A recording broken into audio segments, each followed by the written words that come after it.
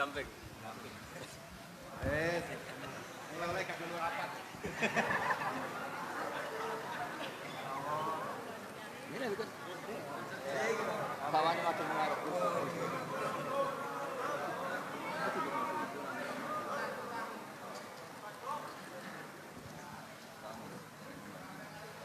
Assalamualaikum warahmatullahi wabarakatuh. Bismillahirrahmanirrahim. Allahumma sholli wa sallim ala sayyidina Muhammadin wa ala alihi washabihi asma'in nama ba'du. Sedanten ingkang kula hormati wabil khusus teman bapak kula Kiai Haji Agus Ali Masyuri. Beberapa kiai yang tanpa ngurangi rasa hormat, saya hormati semua. Ini ada beberapa Gus. Ini saya ngaji insyaallah seperempat jam. Seperempat jam nanti yang menghisap Gus Kausar berapa Gus? 10 menit. 10 menit. Begini, sebetulnya saya membela semua umat Islam itu ahlul jannah. Karena saya ini ibarat marketing. Kalau orang Kristiani itu kan setiap orang mati sudah tenang bersama Bapak di surga. Jadi kampanye itu menarik sekali.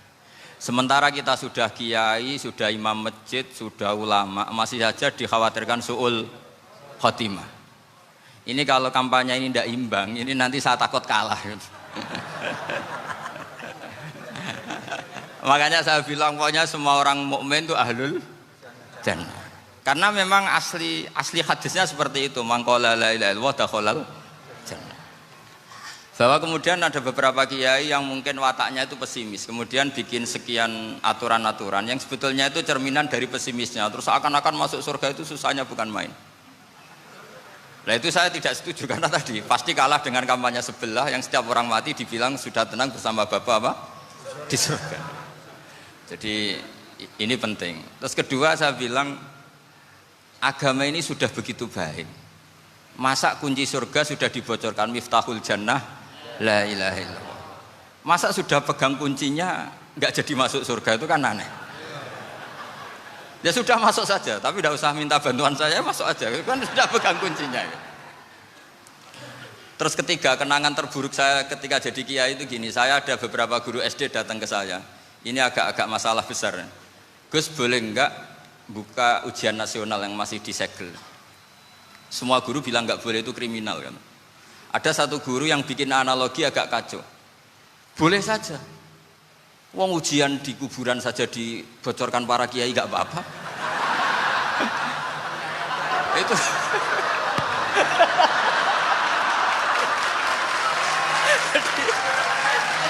tapi ini kriminal ya. Perhatian kepada kiai, nggak boleh memukul pemateri.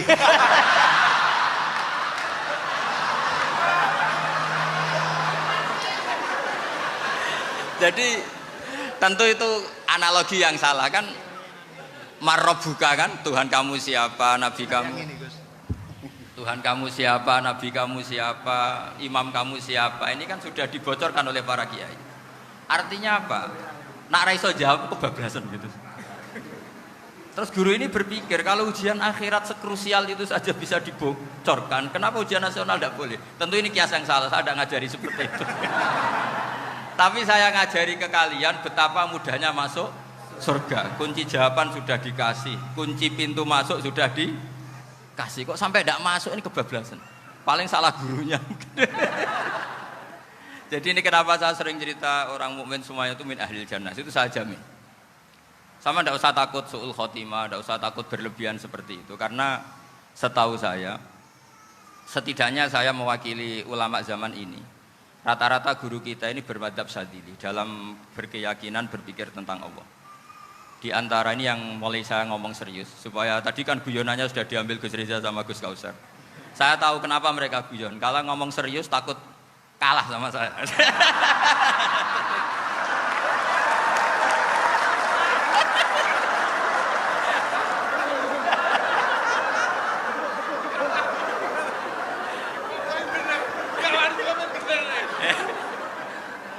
Karena saya ini sudah terkenal pemikir serius, jadi artinya itu satu kepintaran mengalihkan, ya, oh ya, sudah itu satu kecerdasan.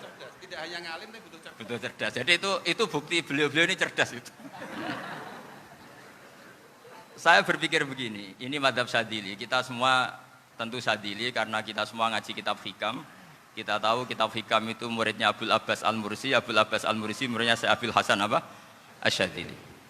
Saya masih ingat betul makalah itu dan saya ulang-ulang. Setiap saya ngajar di sarang saya ajarkan itu. Kilali kata Abul Hasan Asy-Syadzili, saya pernah dapat hatif, dapat semacam ilham. Apa makna min syarril waswasil khannas? Itu kata beliau dijawab oleh hatif itu. Hatif itu nggak perlu diterjemah tadi ada karena tadi diajarin itu. Apa yang dihidupkan itu nggak perlu dijelaskan.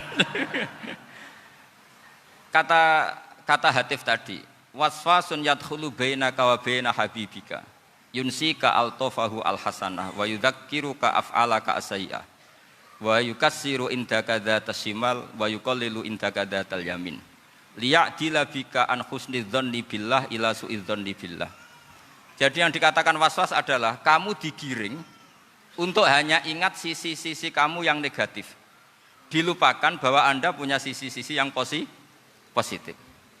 Misalnya seperti ini, mungkin secara fikih tadi banser-banser tegas, wah ini masalah lelaki perempuan dipisahkan gini-gini. Tapi kenapa Ghazali bilang ya sudah gini gak apa-apa. Sebetulnya ada rukhsah itu karena ini di depan umum. Yang paling pantangan Nabi itu la yakhluwanna rajulun bimra'atin. Ini ada yang menjaminnya gitu. Malah khawatir saya di sini dipisah tapi setelah berduaan nggak bisa. Jadi toleransinya karena ini di depan umum. Itu masih ada toleransinya. La yakhluwanna rajulun bimra'atin. Begitu juga ketika kita dosa, misalnya kita dosa. Orang Islam setiap dosa itu pasti ingat salahnya, kemudian istighfar.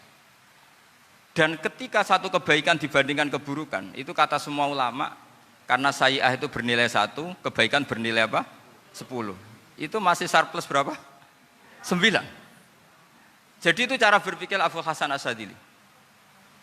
Kenapa kamu harus berpikir positif tentang Tuhan? Sekali berpikir tentang negatif, itu bahaya betul. Misalnya begini, kamu berpikir tak rewangi jadi kiai, sujud, rukuk, ternyata aku tetap mlebu neraka. Gunane apa? Itu menurut saya kan nggak punya akal. Sujud itu satu kelaziman menghamba kepada Allah. Normalnya seorang hamba itu ya sujud. Kemudian gara-gara kamu ingin masuk surga, terus logika kamu dibalik. Gunanya apa saya sujud? Ternyata saya masuk neraka. Itu pertanyaan yang benar-benar bodoh dan itu menjadikan Allah benci. Logikanya dibalik begini. Ini saya ngomong serius karena ini bentuk kemenangan saya ini bentuk kemenangan saya. Saya berkali-kali ngomong di kota pelajar di Jogja karena banyak pengujinya juga. Bukan sekedar pendamping tapi penguji. Banyak yang profesor, bukan sekedar doktor, banyak yang profesor. Jadi biar ini dok. Begini. Saya pernah ditanya sama seorang dosen, Gus, saya ini ngaji hadis banyak, tapi ada yang saya tidak paham. Yaitu mangqala la ilaha illallah dakhalal jannah, ada kalimat wa in zana wa in saraka. Meskipun pernah zina, pernah maling. Ini kan seakan-akan mentoleransi perzinaan dan pemalingan. Terus saya bilang, oh makna hadis itu seperti ini. Jadi kebenaran absolut, kebenaran yang mutlak itu tidak akan terganggu oleh status perilaku seseorang. Saya berkali-kali memberi contoh. Orang yang ditangkap KPK akan bilang 1 tambah 1 2. KPK-nya juga bilang 2. Rivalitas dalam politik, Pak Prabowo ya bilang 2, Pak Jokowi juga bilang 2. Orang yang zaniyah, yang lonte pun akan bilang 2. Muftinya juga bilang 2. Ketua MUI-nya juga bilang 2. Artinya gini, kebenaran yang absolut adalah kebenaran yang siapapun akan meyakini seperti itu. Seperti 1 ditambah 1 2. Kamu punya musuh bilang 2. Kalau ibu-ibu ini punya maru ya marunya bilang 2 tadi tambah mama. Enggak tahu saya terjemahnya apa tadi. Nah, kebenaran yang absolut itu kebenaran yang siapapun pasti mengakui. Dan uniknya begini, saya pernah ngaji acara himmah, acara pondok sarang di Demak. Kalau kamu bilang 1 ditambah 1 menjadi 2, untuk mengatakan 2 itu kamu butuh hadiah enggak? Mereka semua jawab enggak. Kita semua enjoy saja mengatakan tembok itu putih. Kenapa? Karena memang putih. Kita mengatakan 1 tambah 1 2 karena memang kita tanpa presentasi dapat hadiah, dapat penghormatan. Kenapa untuk mengatakan Allah itu Tuhan kita butuh surga? Memangnya kalau tidak ada surga Allah tidak jadi Tuhan? Ini problem orang soleh-soleh yang terlalu pesimis. Makanya nanti orang-orang soleh itu masuk surganya berat. Tapi kalau orang alim lebih gampang kira-kira seperti itu. Iya, karena kan imannya lebih bagus. Dalam hadis qudsi, Allah ini yang dibuli orang-orang soleh. Laulam akhluk jannatan wala naron alam akun ahlan an uto'a, dalam hadis qudsi itu. Kalau saja saya tidak menciptakan surga dan neraka, apa saya tidak jadi Tuhan yang perlu ditaati? Apa kalau kamu tidak saya kasih uang 1 juta terus bilang 1 tambah 1 11? Enggak kan? Tetap bilang berapa? 2. Kalau kebenaran absolut yang 1 tambah 1 kamu bilang 2 meskipun tanpa mendapat hadiah. Kenapa untuk bilang Allah Tuhan kamu butuh hadiah surga? Itu kan ra ikhlas blas. Makanya saya terus mengajarkan ikhlas. Ikhlas itu bisa dilatih dengan akal, dengan pikiran, bil ilmi lah. Harus dilatih. Nah di sini ini momen atau makna yang mestinya harus difahami wa inzana bahwa kalimat ini sah meskipun dilafatkan seorang yang pernah zina. Sama seperti 1 tambah 1 2 sah, diucapkan siapa saja sah. Dan siapapun akan mengucapkan itu secara ikhlas. Ini penting saya utarakan. Sehingga setelah ada firqah-firqah takfiri yang mengatakan orang megang keris itu syirik, ke kuburan syirik, ini syirik. Itu salah besar. Salahnya adalah tadi kalimat-kalimat atau kebenaran-kebenaran absolut ini sudah jadi sibghata wa man ahsanu minallahi sibghah. Kalimat ini begitu absolut di hatinya orang mukmin. Sehingga ketika terganggu oleh hal-hal yang adat istiadat kayak pegang keris, kayak apa, ini tidak mengganggu. Tetap kualitas iman ini di atas keyakinan adat membawa apa keris. Kalau orang membawa keris menjadi syirik karena percaya sama makhluk. Orang misalnya kejawen kalau nggak bawa keris nggak nyaman. Orang kota itu kalau nggak bawa ATM juga nggak nyaman. Itu tidak dihukumi syirik. Kamu pergi lupa bawa HP nyaman enggak? Enggak, kenapa enggak dihukumi syirik?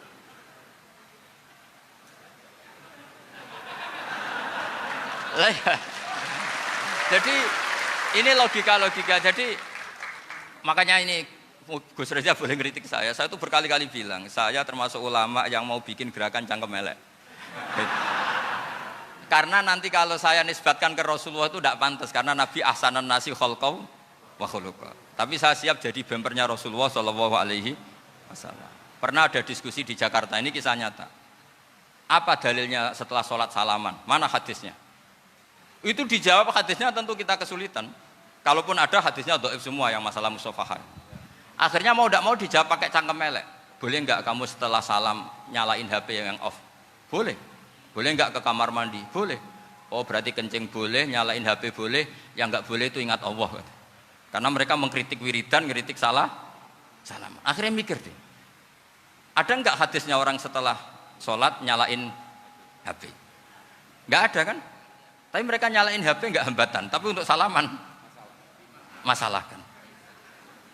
Ke kamar mandi boleh, tapi untuk wiridan enggak boleh. Akhirnya mereka sadar, oh iya. Lama-lama dibisi gini yang kelompok itu. Kamu itu korban aliran supaya kamu gak ingat Allah, ingatnya HP-nya.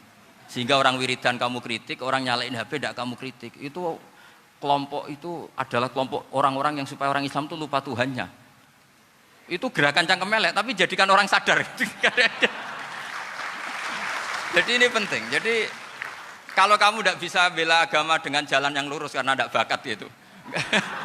Gak apa-apa pakai cangkem elek tadi, karena gak mungkin gerakan ini dinisbatkan kepada Rasulullah Shallallahu Alaihi Wasallam. Kalau soal sanad, saya punya sekian sanad tentang itu, tapi tidak usah kamu ikuti. Ada orang tanya, ya Pak Kiai kalau setan dibakar di neraka panasan enggak? Ya panasan. Loh kan setan dari api, ngapain harus panasan? Kan materinya sama.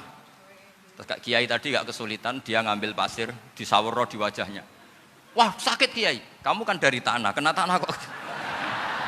Jadi itu ada sekian, artinya gini ya, kalau kesulitan jawab pakai baik-baik ya sudah pakai cangkem elek itu aja karena.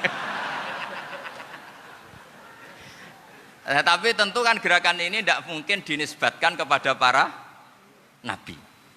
Tapi saya pastikan meskipun nggak bisa dinisbatkan kepada para nabi dari segi cangkem elek tadi, tapi secara semangat itu sama. Saya punya sekian contoh. Benar Gus Riza tadi gojok saya sengawur-ngawurnya itu masih punya sanad. Itu pas saya ngawur pun masih punya apa? Sanad. Nabi Ibrahim itu ketika faja'alahum judzatan illa kabirallahum itu si berhala paling besar dikasih kapak. Ketika mereka geger, ini siapa yang berhala kecil? Kata mereka, sami'na fata yadhkuruhum yuqalu lahu Ibrahim. Ya kira-kira Ibrahim lah gitu. Terus setelah Ibrahim didatangkan, siapa yang melakukan ini semua? Ini jawaban Nabi Ibrahim, bal fa'alahu kabiruhum hadza. Ya tanya yang bawa pedal, saya kan enggak bawa.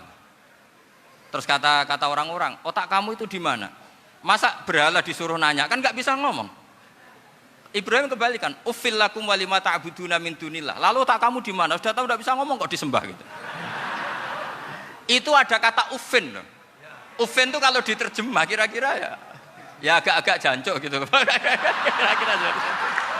Ya kira-kira seperti itu.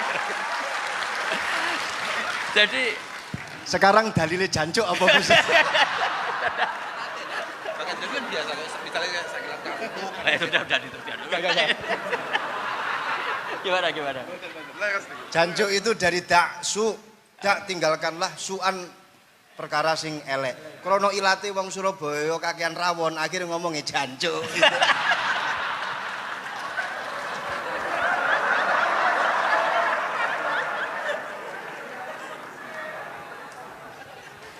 Jadi mulai dulu melawan kebatilan itu harus pakai logika yang vulgar.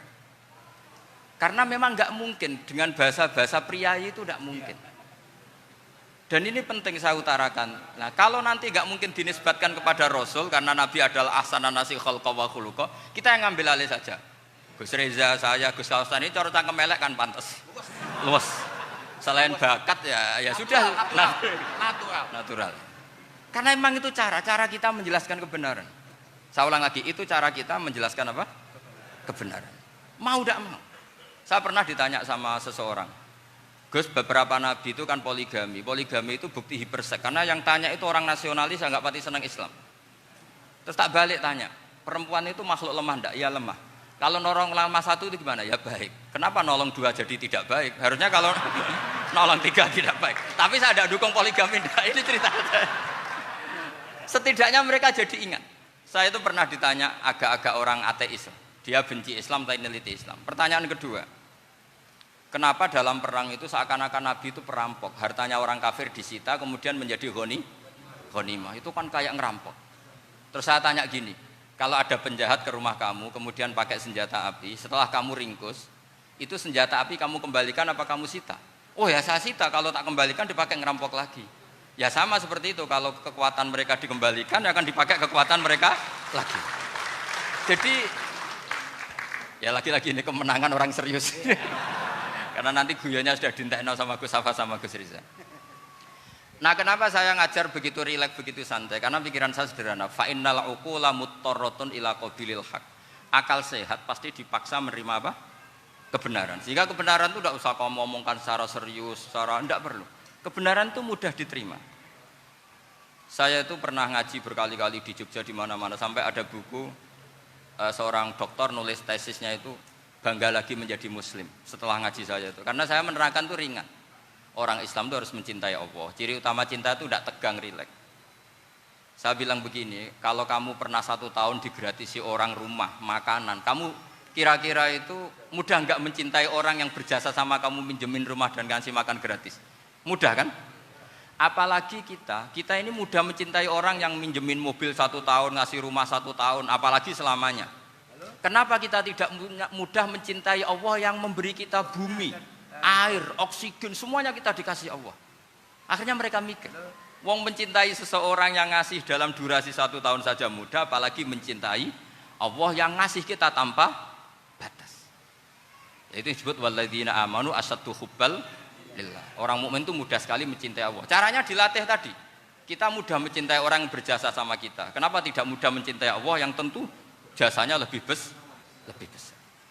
Nah, karena akhir-akhir ini banyak orang yang terlalu nazir, terlalu kata Nabi kan basyiru walatu nafiru yasiru walatu asiru. Sehingga saya bikin gerakan. Pokoknya semua orang mukmin pasti masuk surga. Nanti soal ada kesalahan-kesalahan kecil yang menjadikan orang su'ul khotimah itu sifatnya kehati-hatian. Jangan menjadi hukum. Hati-hati itu tidak menjadi hukum. Kalau kamu nyupir hati-hati itu bukan berarti pasti kecelakaan, enggak. Hati-hati itu ya hati-hati saja, tidak menjadi hukum. Ini penting saya utarakan karena kubu sebelah kampanyenya sudah tadi, setiap mati pasti tenang bersama Bapak di surga. Sementara kita mau kampanye, kamu sholat tidak mesti diterima, haji tidak mesti diterima, jadi kiai tidak mesti masuk surga. Coba kalau kita kampanye gitu terus, yang mau jadi muslim itu siapa? Jadi ini sudah tak perhitungkan matang-matang, saya milih macam seperti itu. Ya ini saya pikir sudah, ini pembandingnya supaya punya waktu. Saya suka sekali. Nah ini yang sesi terakhir ya, sesi terakhir. Saya akan cerita fikih karena Nyun sewu Gus, ada iklan sebentar dari ibu-ibu, pentolan mic kurang dekat ke mulutnya Gus Baha. Sehingga suaranya tidak terdengar sampai ke belakang. Oh, gitu, pentolannya didekatkan Gus ke mulut. Ini kalau ngomong konotasinya itu mesti nyerempet. Sudah apa ya? Sudah ahlinya di situ. Ya malah ada di situ.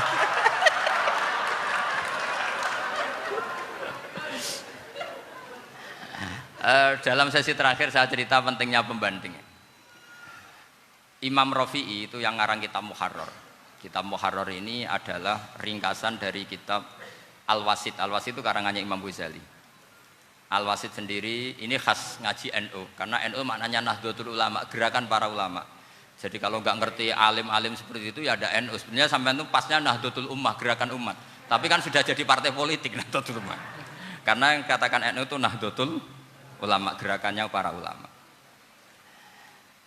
Imam Rafi'i itu berpendapat sujud itu cukup pakai baduk, pakai jidat. Itu dalam kitab Muharrar. Wal asoh anna sujud yasihu mau cukup biwat iljabah.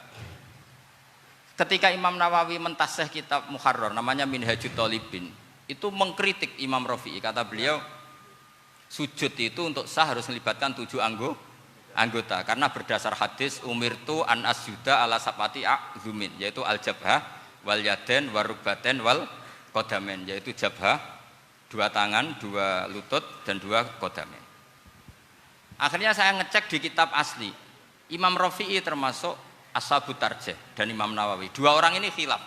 Kan nggak mungkin kita sebagai mushahihnya, karena yang khilaf ini 2 ulama besar, satu Imam Rafi'i, satu Imam siapa? Nawawi. Kita tidak bisa hanya ngikuti Fathul Mu'in yang mengatakan idza khtalafan Nawawi war Rafi'u qudiman Nawawi, tidak bisa, karena Imam Nawawi ini sering nginduk sama kitabnya Imam Rafi'i karena senior Imam Rafi'i. Setelah saya cek di kitab kitab asli Mamba ya, satu sumbernya semua madzhab apa? Syafi'i. Ternyata Imam Syafi'i nak ngedikan hanya begini. Wa uhibbu, saya suka setiap orang Islam sujud itu melibatkan 7 anggota karena itu aman, pasti sah. Tapi wayah tamilu, kata beliau, tapi mungkin saja sujud hanya watul jabah itu sah. Kenapa kata Imam Syafi'i? Liqaulihi sallallahu alaihi wasallam atau li du'aihi apa sallallahu alaihi wasallam fi sujud sajadalaka wajhi wa sam'i wa basari. Nabi ketika sujud itu hanya berdoa, ya Allah sujud kepada engkau wajhi wa sam'i wa basari. Nabi tidak menyebut wayadi wa rubati wa qadami. Sehingga saya berkali-kali benar kata Gus, saya ini pembela umat sing sujute 7 anggota ya tak lem, pantes dadi Rais Suriah. Itu. Yang sujute bathuk tok ya tetap sah ngikuti mazhabnya Imam Rafi'i. Meskipun itu tidak saya anjurkan. Tentu tidak saya anjurkan. Alasannya Imam Syafi'i tadi, Rasulullah pernah berdoa dengan kata-kata sajadalaka wajhi, bukan diteruskan wayadi warubati wakoda. Sehingga fal khilaf huna bakin ala khiddati kalau dalam bahasa fikih. Khilaf biar tetap sesuai aturan khilaf masing-masing. Enggak perlu kamu menggugurkan pendapat Rafi'i yang mengesahkan sujud hanya pakai jabah. Ini penting karena tadi seperti saya katakan, yang sujud anggota pitu ya masuk swarga mergo pintere, sing nganggo bathuk tok yang mlebu swarga mergo gobloke tadi, karena aksaru ahlil jannah al-bulhu. Nah, ini madzhab saya. Jadi saya itu ingin umat Islam itu baik-baik saja. Iya betul, madzhabin jenengan. Ya. Karena tidak mungkin lah kita tidak bela Islam di zaman akhir, tidak mungkin, karena di kubu sebelah kampanyenya sudah seperti itu. Kalau kita ngomong ikhtiyat, kiai ra mesti mlebu swarga, sing salat ngethuk ra mesti husnul khotimah. Wah kan jadi repot. Saya ini pengagum teori ikhlas. Dilatih bil ilmi, saya ulang lagi, dilatih bil ilmi. Saya ini malu. Malunya tadi, saya mengatakan 1 tambah 1 2 itu meskipun tidak ada yang memberi hadiah tetap saya katakan 2.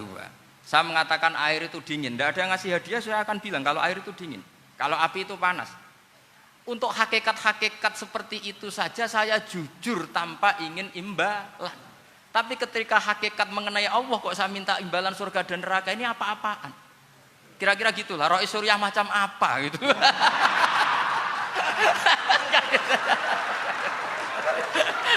Ya saya kira demikian. Assalamualaikum warahmatullahi wabarakatuh. Waalaikumsalam warahmatullahi wabarakatuh.